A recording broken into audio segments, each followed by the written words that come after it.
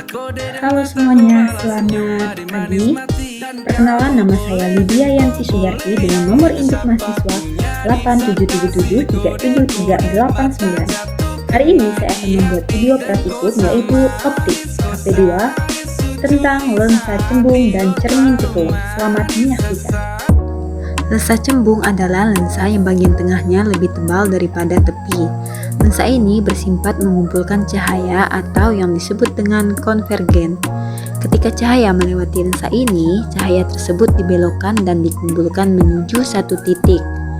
Fokus di belakang lensa, karena itu lensa cembung dapat memperbesar bayangan dan digunakan pada saat alat optik seperti kaca pembesar dan kamera. Selanjutnya, cermin cekung adalah cermin yang permukaan memantulkan melengkung ke dalam seperti bagian dalam mangkuk. Ketika cahaya mengenai permukaan ini, cahayanya dipantulkan dan dikumpulkan ke satu titik fokus di depan cermin. Cermin cekung dapat menghasilkan bayangan yang besar dan jelas jika benda berada di dekat, sehingga sering dipakai pada generasi hias dan reflektor lampu. Selanjutnya, sifat bayangan. Pada cermin cekung, jika benda di ruang 3, maka sifatnya nyata, terbalik dan diperkecil. Kalau benda di ruang luas, sifat nyatanya terbalik dan diperbesar.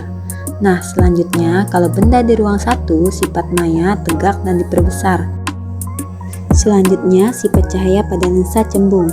Jika letak bayangan lebih besar dari f1 di ruang 3, maka sifat bayangan nyata terbalik diperbesar.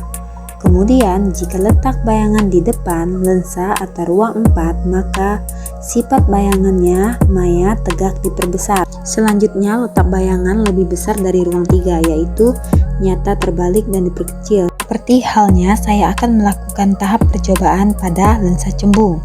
Saya akan melakukan percobaan pertama menggunakan jarak 20 cm dan menghasilkan bayangan 2 cm. Selanjutnya, percobaan kedua menggunakan jarak 10 cm dan menghasilkan bayangan 4 cm. Percobaan ketiga dengan jarak 8 cm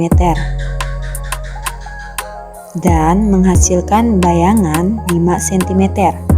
Kemudian percobaan keempat dengan jarak 5 cm menghasilkan bayangan 8 cm. Percobaan pertama dengan jarak benda 30 cm dan menghasilkan bayangan 30 cm. Selanjutnya, percobaan kedua dengan jarak 29 cm dan menghasilkan bayangan 30 cm. Kemudian, percobaan ketiga dengan jarak benda 30 cm dan menghasilkan bayangan 29 cm.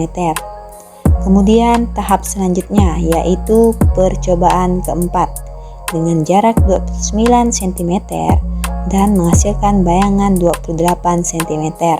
Selanjutnya percobaan kelima dengan jarak 30 cm dan menghasilkan bayangan 28 cm.